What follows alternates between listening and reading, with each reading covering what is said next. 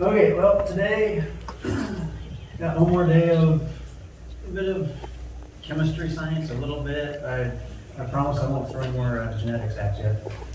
But we're gonna get into radiometric dating today. So we'll talk a little bit about the chemistry of that, just to understand it. But just to wrap up where we were last week. So last week we did go through kind of genetics, how mutation could not lead to evolution the way that we're told it does, for a number of reasons. And now then we kind of got into the length of time, and why they need so much time to get through evolution, and went through some of the geologies of it through superposition and such, the rock layering, superposition, and paraconformity. And there's some of those things where the secular people see one thing, creation people see another, and there's can always be a disconnect there. But to wrap up that talk, I'd like to talk a little bit about fossils.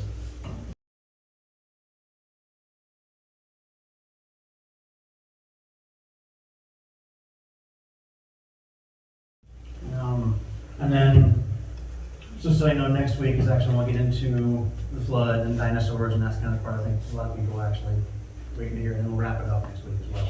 But, anyway, a little bit about fossils. So kind of current mainstream thought on how fossils work.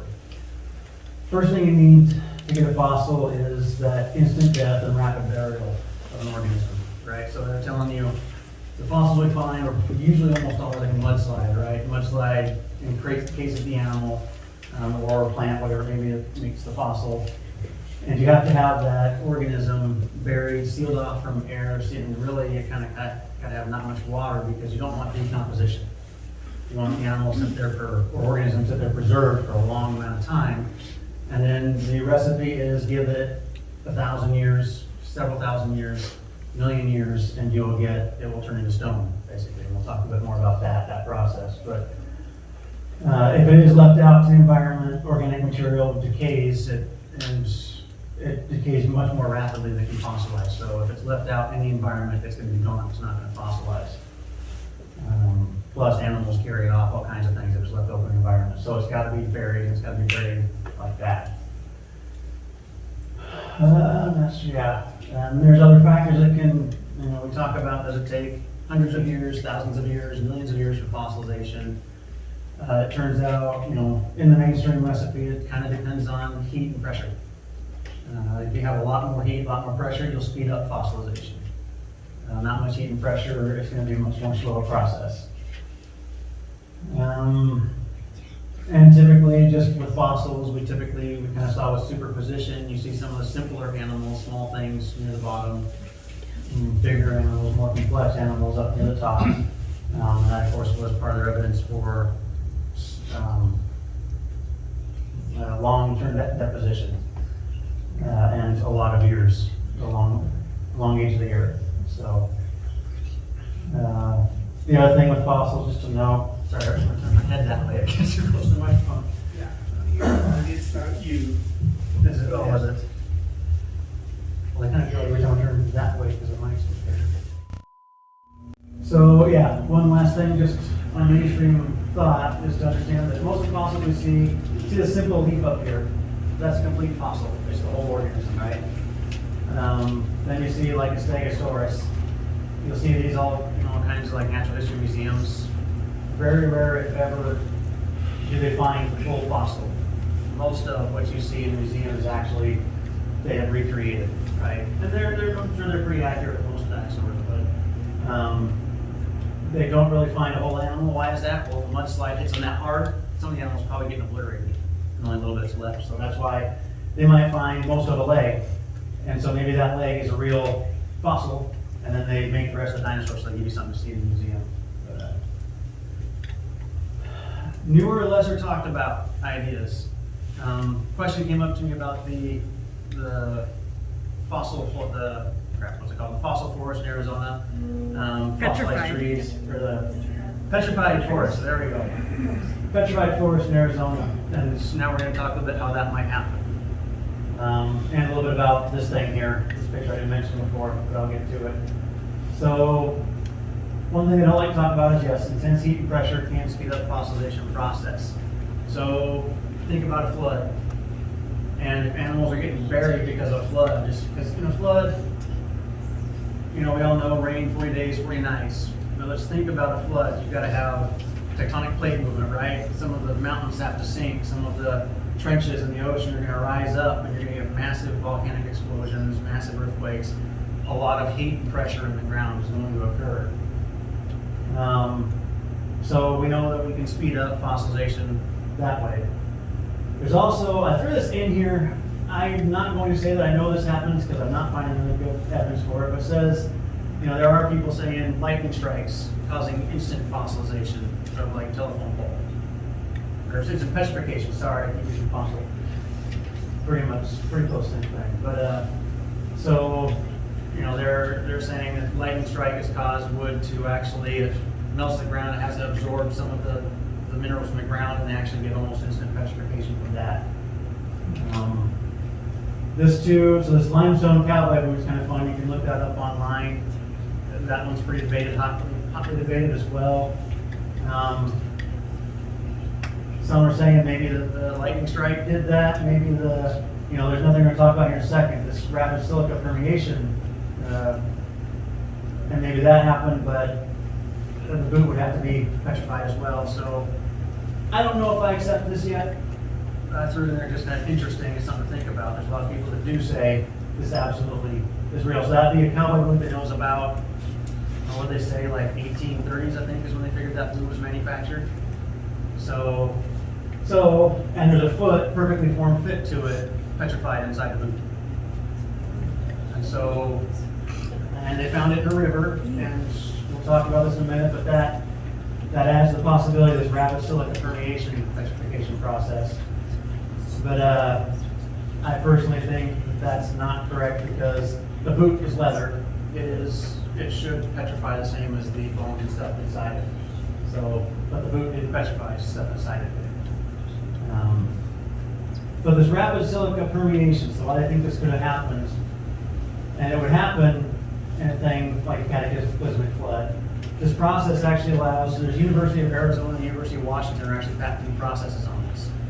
The University of Arizona is using it because they want to, somebody's contracting with them, they want to make fence posts that are petrified in the bottom, so when they put them in the ground, they don't rot. And they actually have a process how to do that very, very, very, very quickly. So here's what it is. Here's where we'll talk about the Petrified Forest National Park. So the Petrified Forest, basically what it is, sorry, it's a little small, but these are petrified pieces of log, right? They're rock, they were wood, now they're rock. This is a big long one here, and then this is logs, trees that have been petrified. And there's just a big plot of land that's got a lot of this all over it. So how does this happen? The story is, if you go look at the plaques there, they were petrified over 1,000, I forget. I read the thing, but it was tens of thousands or millions, I forget. And of course, it was also covered up for petrifying. And over years of erosion, so then we're talking about millions of years of erosion, the logs are exposed again and we find them. Recently, a study that a lot of people don't like to talk about, there's a team of 5 Japanese scientists, and these are secular scientists, and they're led by this Izatada Hanai, or Hanai, I don't know, I can't pronounce that. But they were studying a small lake cradled in the Tazayama volcano. And what they found is, so basically a little crater in this volcano, right? There's a little lake, and there's an overflow spot where just like water falls, runs down off of it. And they were doing some studies there. They went to move some trees that were kind of blocking up the runoff. And they found that the trees were actually petrified. And so, first thought is, well, the trees have been here millions of years, but then they realized, no, they broke off the stumps that are right over there, and those we find are 36 years old. So now we have wood that we know is 36 years old. This fallen on the ground is now petrified. So they did a study, what they found was silica in the runoff, the acidic water coming out of the volcano, full of silica, is causing silica to permeate into the wood, and that's basically petrifying all of these cells, all of the structure of the wood. They did their own test with water like this, made their own little runoff, put some wood in it, and they petrified stuff in 7 years by doing that. So their study confirmed that under suitable conditions meaning probably need like water that's been around some volcanic activity to have that acidic nature and you have to have it moving because for silica is rushing around and it's not settling down. But under those conditions that you can petrify wood in under 7 years or less. So what does that mean? Well, it means that the rocks and fossils that we find on Earth could easily have formed in the last 4,500 years since the flood. So, that's kind of what you get with something like this. In Arizona, you can see evidence of runoff all over the place. So if you're having prolonged runoff, then you're going to easily get petrified wood like this. And that is not contested. It's not talked about, but I can't find any contention for that. And secular science too is saying, yeah, we actually know that you can do silica permeation for quite some time. So these guys really weren't the first to discover it. They're the first article I could see some creation people talking about. So yeah, so that's it for silica permeation. Sorry that's quick. I wasn't really prepared to talk about that. I haven't really thought about it much this last week. I kind of just added that. So, but the main idea here is that we now know a fossil or a petrification process does not take hundreds or thousands or tens of thousands or millions of years, like we're just allowed to believe. So now with fossilization, petrification don't prove an old Earth timeline, what are the secular guys do now? Radiometric dating is kind of their smoking gun. It's their big thing they'll go back to. They take rocks and they go date them and they say, well, this rock, is 150 million years old, so we have to be that old. We have to be older. And it's a process where their testing process is not contested. The results they get, we don't really contest results from radiometric dating.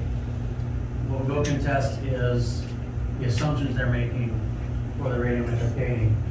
So, the radiometric dating is so powerful that I've even read some biblical scholars. There was a Catholic diocese that was even saying, well, yeah, I guess we will believe that there's evolution of some kind and the Earth is pretty old and we didn't come from monkeys, but the evolution of some kind does make sense to us. The radiometric dating, I think, is what's really, it's a powerful tool they're using and it's getting people to really doubt things. So I want to go through it and explain to you guys what the assumptions they're making are and why it is very, very flawed. But yes, it is causing that doubt we talked about in Christians. And so, before we go on forward, I want to at least say too, there's room in the Bible that's been pointed out to me for more time. And we'll come back to biblical ages that are next week, actually. But the point I want to make here is that we don't have to accept an older ideology based on things like radiometric dating and fossils and petrification and such. So what is radiometric dating? We got two kinds. We got radiocarbon-14. So carbon-14, most of you have probably heard that before. Probably haven't heard it for a while because they don't like to talk about it anymore. But they also have just various radioisotope dating methods. We'll start with carbon-14. Sorry, here comes the chemistry. So the idea here is you got carbon, right? What you want to pay attention to is this little 6 is the atomic number. What that means, so any atom has a nucleus with these little electrons orbiting around it, right? They kind of look like that. In the nucleus you have protons, so they're positively charged particles, and you have neutrons, or neutral, there's no charge. Little electrons circling around it on the outside are negative charge. For an atom to be nice and happy, or an atom of carbon to be happy, carbon has to always have 6 protons. That's what that 6 means. There are 6 protons in its nucleus. If there were 7 protons, it becomes nitrogen. So if those protons change, it changes the element. You can't change the neutrons. So it's happiest if it has the same number, 6 protons, 6 neutrons. That's carbon-12, right? So there's 6 of those, 12 total. That is carbon-12. You see the atomic mass is actually almost 12. A little bit extra because the electrons are in some mass there. Atomic mass is basically, this is simplified, but think of it as kind of the weight of the atom. So a happy carbon atom is carbon-12 because it has 6 and 6. A carbon-14 atom will have the 6 protons because it has to have 6 to be in carbon. but it will have 8 neutrons. So then you have a total of 14. So that's carbon 14. So you kind of see that here. If we look up here, there's carbon and nitrogen. So carbon, you can't see numbers as well here, but there's a 6 on that one. Nitrogen is 7. So if you add a proton to carbon, it becomes nitrogen. That's the main thing to remember here for carbon dating. So for carbon dating, it turns out, at least the assumption has been, that carbon 14 and carbon 12, so remember carbon 12 is the stable form of carbon, and carbon 14 is non-stable, but they exist in our atmosphere in a constant ratio. So if carbon 12 is here, carbon 14 is like this, and they're always, no matter where you look, in our environment, if you look in plants, if you look in us, because we're constantly exchanging carbon, we always have that same ratio. It's always going to be the same ratio of carbon 12 to carbon 14. So what happens is when the living organism dies, or when a living organism dies, it stops taking in carbon 14, carbon 12, right? Because we stop breathing, we stop eating, we stop taking stuff in. So now we know when the organism died, carbon 12 had to be here, carbon 14 had to be here. So if we look at something that's been dead for a while and we see carbon 14 has gone here because carbon 14 is decaying faster and we know the rate of decay, then theoretically we know how long that organism has been dead because we know how much carbon 14 is gone. That's basically the principle of this, is that you measure what that ratio of 12 to 14 is, and then you can know how much 14 is gone, then you know how long it's been decaying. Because it decays at a constant rate. It turns out decay's half-life of carbon 14 is 5,730 years. Half-life means in that much time, that nearly 6,000 years, half of the carbon 14 will be gone. And what's left, half of that will be gone in the next 6,000 years.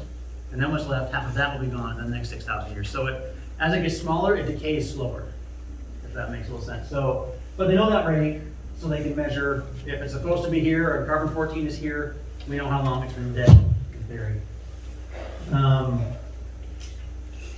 what happens is carbon 14, it becomes nitrogen 14. So it actually, because it's unstable, it sucks up a proton, and then pops out a neutron, and now we have nitrogen 14. Because now you have 7 of each. You've got 7 protons, 7 neutrons. 7 is atomic number for nitrogen. You have a nitrogen atom. Nitrogen then is going to bleed off and just go out in the atmosphere.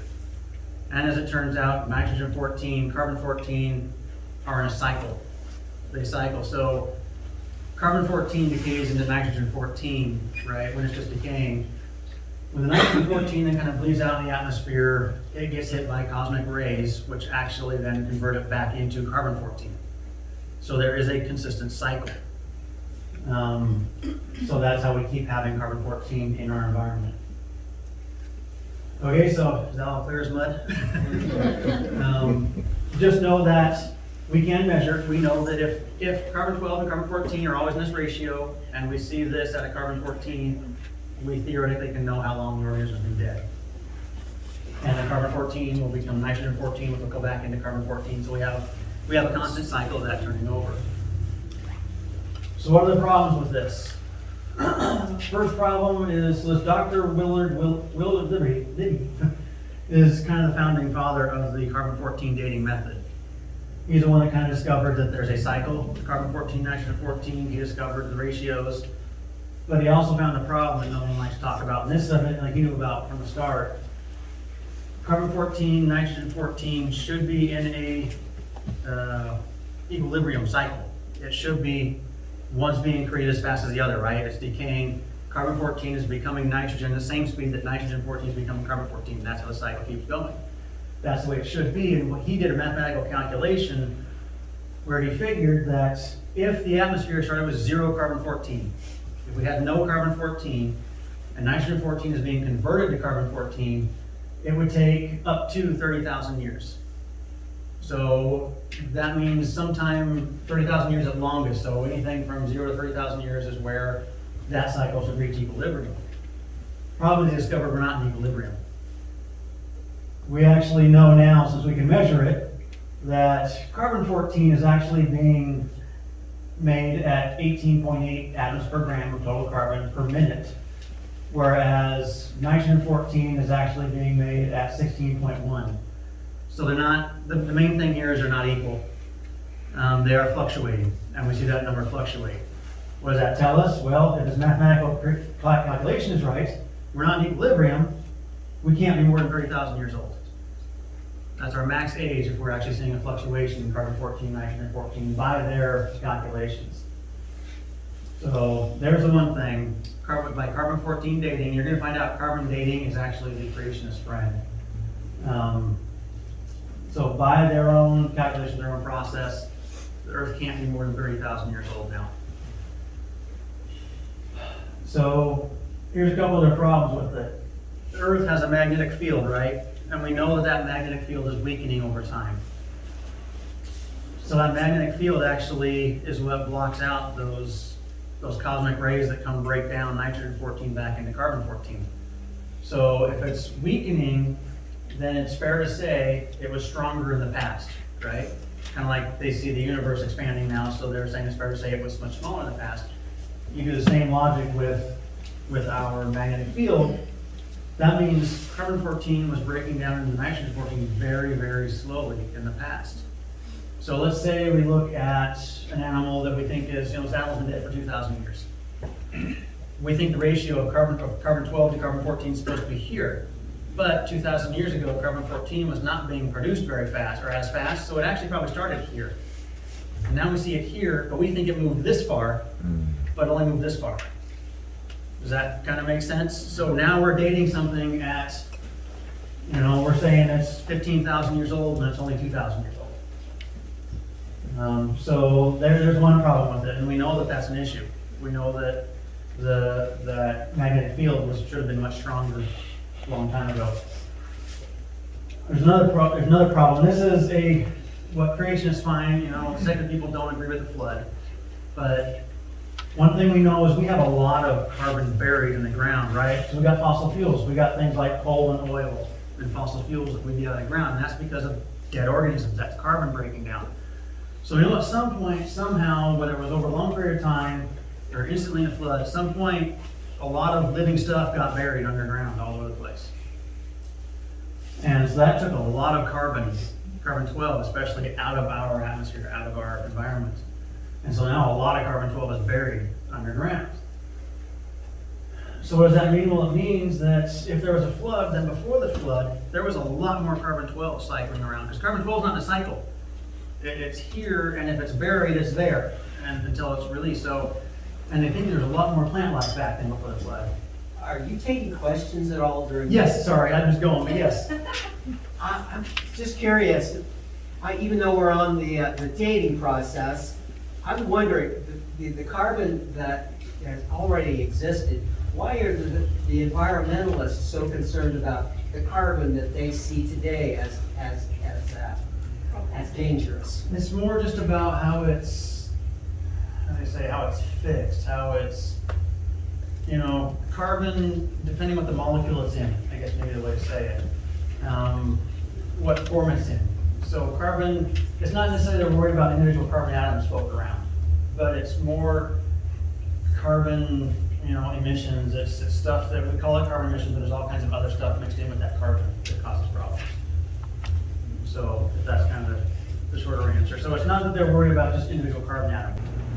So on this thing to know is if a flood could have buried a whole bunch of carbon, then that means carbon-12, and that means at some point back before the flood, there was a lot more carbon-12. So now our ratio of carbon-12 to carbon-14 is actually like this. So now we see this gap, and now it looks older, up to 10 times older. So now we know that carbon dating, even nobody will say you can get better than I see arguments, between 40 and 80,000 years. Most people settle on 60,000 years. That is the farthest back you can date with carbon dating. Because after 60,000 years, there's not enough carbon-14 to even measure. We just can't see it. So that is the longest back. So if somebody tells you they carbon dated 1 million years old, they don't know what they're talking about, because they can't. But it would be fair to say, let's say they date something at 50,000 years old. But now we put into these environmental factors where we know that carbon-14 was being produced slower back then. We also know there was probably more carbon-12 in the atmosphere back then. So, and that could increase it by as much as 10-fold. Now that 50,000 years looks more like 5,000 years. So this is why you won't hear much about carbon dating anymore. They don't bring it up because they know It is flawed. When we get into dinosaurs, we're gonna pick this back up. And this is why we know dinosaurs were around much more recently than 60 million years ago. Because we find carbon-14 and some other stuff in fossils that couldn't possibly exist. So that's carbon-14. I'll get off that now. That's the most complex one. If anybody does want to talk about it after this, I'm happy to. It's a pretty complex process. The radiometric dating is a bit more simple. I can get through this pretty fast. So, just an example. So, this is a little excerpt. So, in August of '93, the geologist named Stephen Austin. So, this is a creation scientist, just to be, to understand the biases. From the Creation Research Institute, he and the team climbed into Mount St. Helens up into the crater left, right? And as we know, Mount St. Helens blew up in 1980. So and I had a typo. That was, yeah, I had 83, I think, in there, or 86 or something. And the article said 80. I don't know where I got. Because even if you do the math, I had in there 13 years earlier than 1993, which is 1980. But I had 86 or 83 or something right there. So that was my typo. But so the lava dome inside, so the lava dome is basically that dome that is the last thing to form, right? As the volcano's done erupting, it has this kind of bubbling lava and it ends up with a dome in the middle of the crater. That's going to be the youngest rock in that mountain, right? Because it was the stuff that formed last. It was lava, it was the last thing to become rock. So they took a sample and brought back a sample. They put it through, sent it off. They didn't do it themselves. They sent it off to a place that could do the carbon-argon, or I'm sorry, now I'm talking carbon, potassium-argon method. We'll talk about that here in a second, what that is. But what they found was their dating came back with a range of 340,000 years up to 2.8 million years. So that's what they dated that rock at. What's the problem? Well, at the time, it was only 13 years old. And we knew that absolutely. So what is radioisotope dating? What is that carbon, or potassium argon that I was talking about? It's kind of similar to carbon-14. Potassium degrades into argon. So you've got potassium right here, and it's got a 19, so it has 19 protons. When it loses a proton to 18, it becomes argon. So that's what we're doing. We're seeing the decay of potassium into argon. So that's how we measure. We know, we go take our sample, we can see the potassium. That doesn't matter too much. We just want to know how much argon is there, because then we know how much potassium has degraded into argon. And we know that rate. So if we go look at our rock and we see this much argon, and we see that potassium had to start here, then we can get a number of how many years old that rock could be. And that's pretty solid science. But the problem is the assumptions you have to make about the beginning of that rock. So, go through here. So the problems with it is you're assuming, so they talk about parent and daughter. Parent's the potassium, right? It's what it started as. Daughter's what it degrades into. So the first thing is it assumes that there was none of the daughter isotope in the sample when the sample formed. So they're assuming there was no argon in that rock. And problem is, what do we know? They think that there's no argon in the lava, right? But now we've had more advanced study methods. We can actually kind of look at lava. We can understand what it does and when it's magma underground. You understand the difference between magma and lava? Magma is when it's underground. Lava is when it's exposed to the environment and comes out of a volcano. So we can study magma better than we could years ago. And one thing that we probably should have understood a while ago is that magma, it sits underground in a big vat, right? You can think of it just like a big bowl that it sits in, right? So what are the walls of that bowl? Well, it's rock. It's rock that's been around for a long time. So as the magma's sitting there, the magma's melting that rock. The magma's going to be hotter in the center, cooler on the outside, right? But it's still hot enough to melt the rock because it's molten rock. So you're going to melt it, and then it's up on the outside, so it's going to recool eventually. It's going to melt and recool, melt and recool, melt and recool. Well, you also have, since you're hotter in the middle and cooler on the outside, you're going to have a sinking of the magma on the outsides and a rising of the magma on the insides. So you're going to have this constant like this. So as the stuff on the outside is melting and recooling, it's pulling in existing rock and circulating it through. So now we know there's going to be some daughter material in the lava before it hardens. So they did come up with they acknowledged this, and they came up with what they call the isochron method. It's a mathematical interpolation is what it is. There's still, the jury's out on the secular side on both. You know, there's secular people saying it is absolutely accurate, there's secular people saying that you can't assume that. Of course, all the creation people are all saying you can't assume it. And I agree with that. I'm a creation person, but even the secular people are divided in half on this. They do apply this, they're basically trying to interpolate, if I see this much argon, then we must have started at about here, and they're doing it mathematically. And there probably is a little bit of accuracy to it, because that does make things younger when they start applying that calculation. But they're making it younger by 5%. So if you're talking about a rock that dated 2 million years, then your rock is still gonna be almost 2 million years old, right? 1,800,000, so.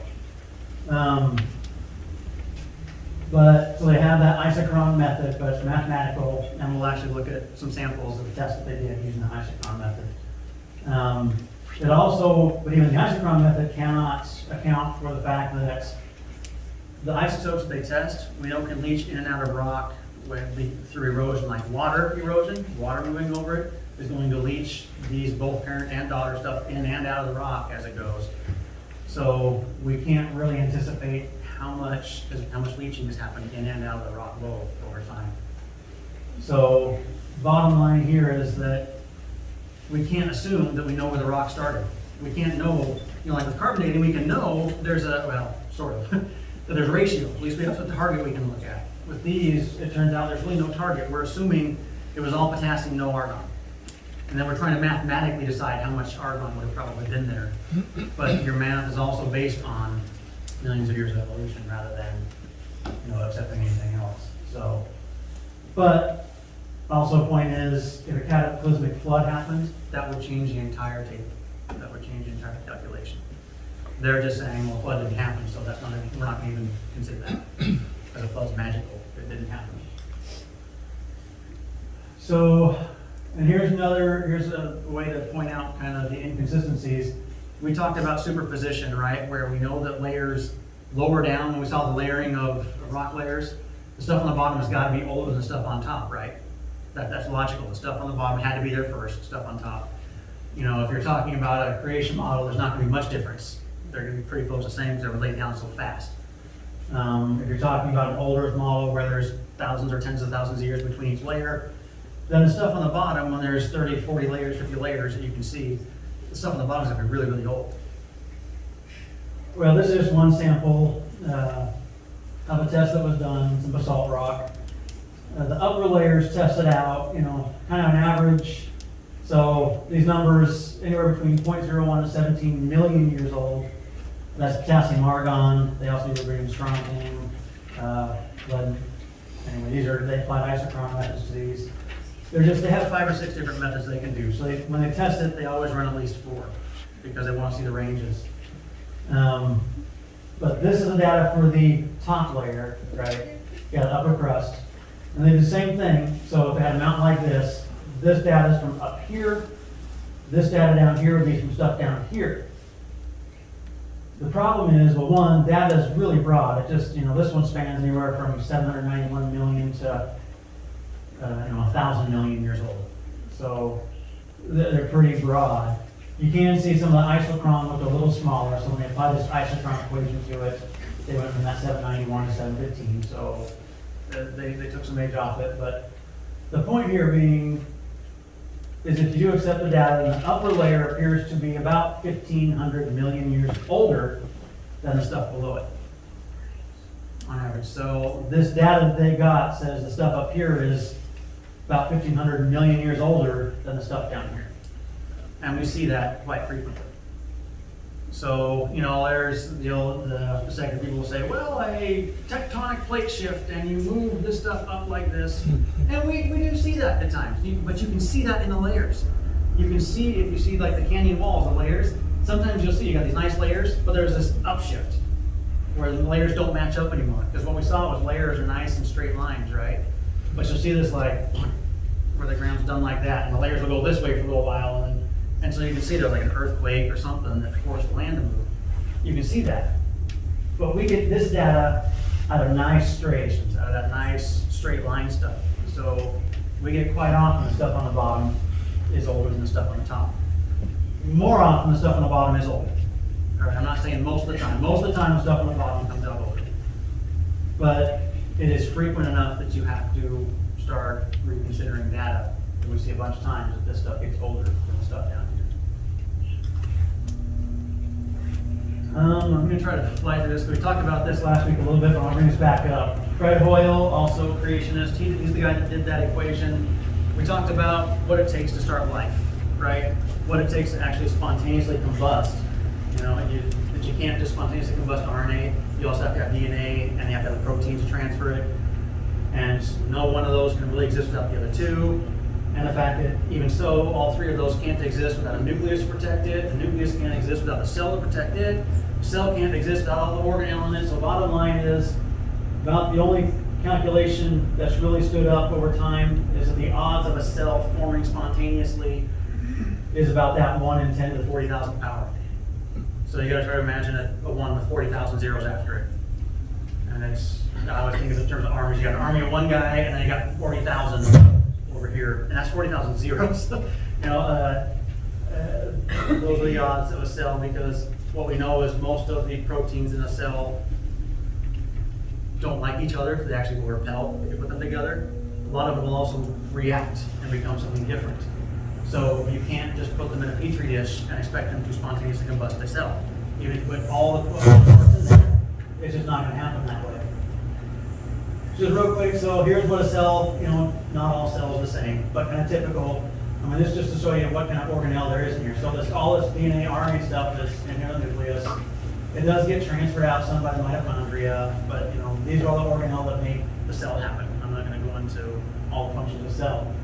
But the point of this picture is showing you there's all these little tiny organelle everywhere. And they're all groups of massive amounts of proteins. And what we know is if you divide them all into their usual proteins, they're not going to go back together. We know because we tried.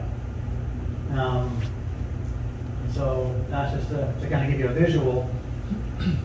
So if we think about Hoyle's number here, let's say the Earth is 4.5 billion years old, is what the secular model says. Life supposedly spontaneously combusted about 500 million years into that, so about 4 billion years ago, at least in the individual cell, like single cell organisms. So if you take 500 million years, turn that into seconds, that's about 1.6 times 10 to the 16th seconds. So think about that 40,000th power now. When you look at, this is how many seconds are in 500 million years. Well, let's say every second since for 500 million years, we put all those components per cell into a petri dish and see if they spontaneously combust into a cell. And we do that every second for 500 million years. What are the odds then that we get it? Well, sure, the odds got a little better, but now we're at 6.25 times 10 to the 39,984th power. So 500 million years made our odds. There's still impossible odds even after 500 million years. So they're going through all this trouble trying to prove old Earth, but the reality is old Earth is not going to improve your odds. I'm kind of going with that. Yeah, that's just where I'm at.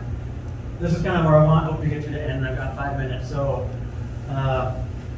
why, you know, why do secular naturalists accept this model despite impossible odds? Because if we're determining that even with millions or billions of years, you're still not changing your odds much at all, why do they still believe so hard in long time, in time being? So I'm going to go back to George Walls. He was a guy I don't know if you call him an optometrist, but he got a share of a Nobel Prize.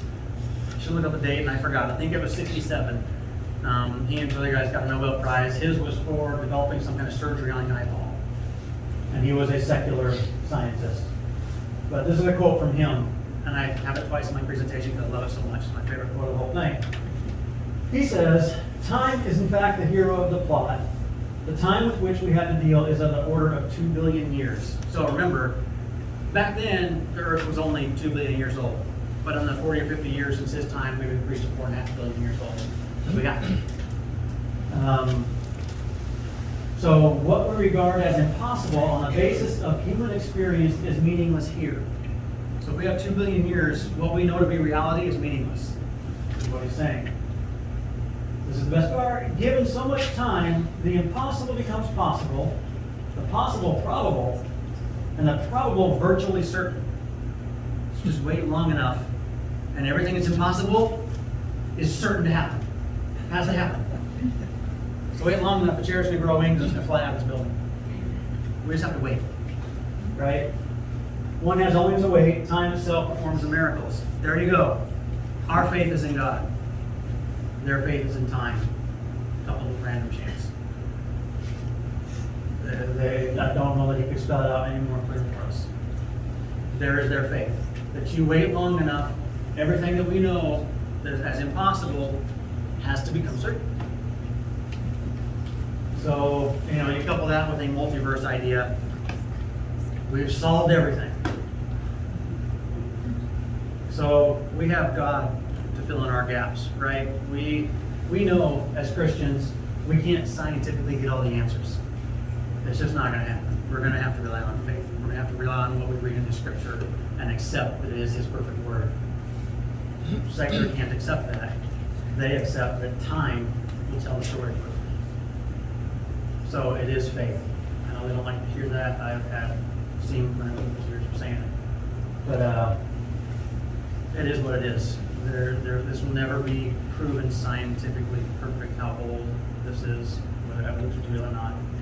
It's proven in Scripture for us. And it's proven with, well, we just have to wait longer for them. So that's why they're so obsessed with time. Yeah, it's 12, yeah. So the rest, that's not that big a deal anyway. So next week, we'll get into more fun stuff. Sorry if that was a bit heavy. I had to race through the chemistry today. If anybody does want to ask questions, please ask. I had to race through that. So both this week and last week, I was kind of afraid of because I know it's a lot. I'm trying to race through in a little bit of time. Next week, I promise to be lighter and more fun because we talk about what a flood really means and why we can be pretty confident that a flood happened. How dinosaurs play into this, because that's one of the things I think a lot of Christians are worried about is, well, I can see the skeleton, I can see the fossil, when they tell me dinosaurs roamed the earth over 60 million years ago, so their story's got to be right because I can see it. There's a lot of reasons why dinosaurs actually are good evidence for a young earth in the young process. A lot of evidence. And then these last few things they'll wrap up pretty fast. So, yeah, sorry for the chemistry today and the genetics yesterday, and we'll get more fun stuff next week. But, yeah. Just a quick question.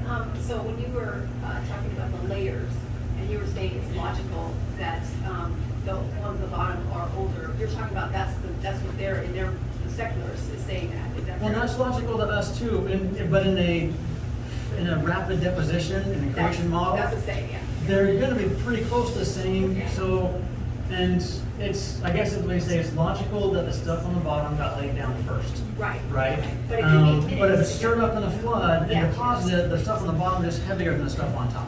Yeah. It's really the way it goes. And then if you give it a few thousand years to settle, it's going to get hard. It's going to, rocks going to change a bit. So, yes. And the striation we see of fossils of certain kinds on the bottom, they change as they go up. That also makes sense to how, if we had a flood for 40 days, 40 nights, and then it starts kind of running off over, I forget, it was over a few months though, right? A year. A year. For total, yeah, but it took several years of runoff too. And because Noah sent the dove, the pigeon? Raven, okay. So we sent the birds out trying to find if there was dry land and stuff. And so we're waiting. It took some time to run off. If things start happening the way the Bible says, we will see straight. And we actually proved this in the lab. You can simulate a flood in the lab. And what we end up with is if you're flying over, especially Utah, Arizona, if you look at the land from the sky, that is exactly what it looks like in the lab when they get flood runoff done. So, and the layering we see would be exactly what we would think of a flood.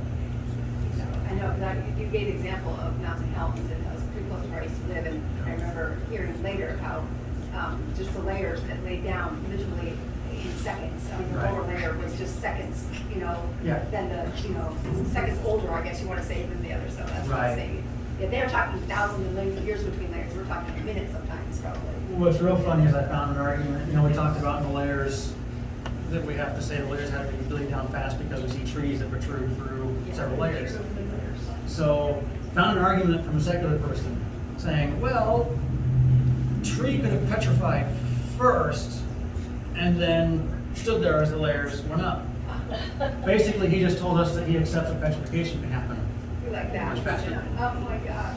So, which way do you want it? I have one more question if you don't mind, yeah. This goes back to actually kind of maybe Joe's question about the carbon. Okay. So, and maybe I don't understand this as well, and I need to, and maybe you can answer this. So obviously, they complain about the carbon emissions, CO2, but CO2 is what all plant life needs to flourish. And so it seems to me that we have already this balance of if we do have too much emissions, that actually is helpful for the plant life on the planet. However, I know that there's things in with the CO2 that hinders that process, and that's what I don't understand. So is that Well, true? they're arguing that we produce more than the planet can consume. Right, So we it's kind just of plant our the- trees. They're saying that, well, because we're also destroying rainforests, so they're saying we're at the same time, they understand that the stuff that's causing the problem is also stuff that most life on Earth needs to survive. Right. But only to a certain point, right? The planet's only gonna use so much CO2. And then any excess is going to cause stirring up of stuff in our So that's how they atmosphere. justify it. So Okay. if we're cutting all our plants out because we're developing and we're doing all this and we're Right. getting rid of vegetation, then we're producing more than we can consume, and that's gonna cause a problem. There's a lot of evidence though that talks about what is the biomass on the planet. And they see fluctuations of biomass actually mirror fluctuations in CO2 in our atmosphere. Right. And so there's a lot of evidence that says, what you see is they show you pictures of glaciers breaking in polar caps. They show you pictures of trees being cut down. Right. They never show you the pictures of what is actually happening on the other side of that, where, if it's losing here, it's usually gaining here. Yes. And they're just ignoring the part where it gains. But yeah, and I'm sorry if I'm oversimplifying the CO2 thing. I just don't wanna, if I start, I'm gonna keep you guys here till 3 or 4 o'clock. Right, so, yeah, so, No, that makes sense. I just was curious. why- the bottom line is, there's some good science study behind what they're saying. But like anything else in the secular model, you have to look at the base of it. You've got to scrape through the details, and you gotta look at what they're saying. What they're saying is there's enough people on the planet that we can actually produce more carbon dioxide, more CO2, than the planet can consume and help us and take care of for us. And so, again, people are the authority. They always like to say nature's authority to tell us something they want to change, then people are the authority. People are the problem. But nature makes all decisions, but people are the problem. But don't worry, because time's gonna fix it, right? Let's just wait long enough, and the planet's gonna change to adjust to the CO2, right? So, there's just, you hit the nail on the head, the rabbit holes. And that's why I could go on for days, is because if I start talking about everything, I try to figure out, I still got questions too, because the rabbit holes just leave circular. And the only answer at the end of the day for me is in scripture. So that's coming from 7 or 8 years ago. That's not what I would have told you. I would have told you to, just wait. We'll figure it out. We just don't know it yet. So it's supernatural, but just don't worry about it. We'll change our laws of physics and then we'll figure it out. So yeah, promise next week will be more fun. But carbon dating is just something I feel strongly about trying to let you guys know, because it's such a powerful tool that secularists use. Don't trust it. You don't have to trust it. There's good science behind it. There's also terrible science behind it. And at the end of the day, I can't tell you I can prove it 100% wrong, but I can tell you we can prove it's not 100%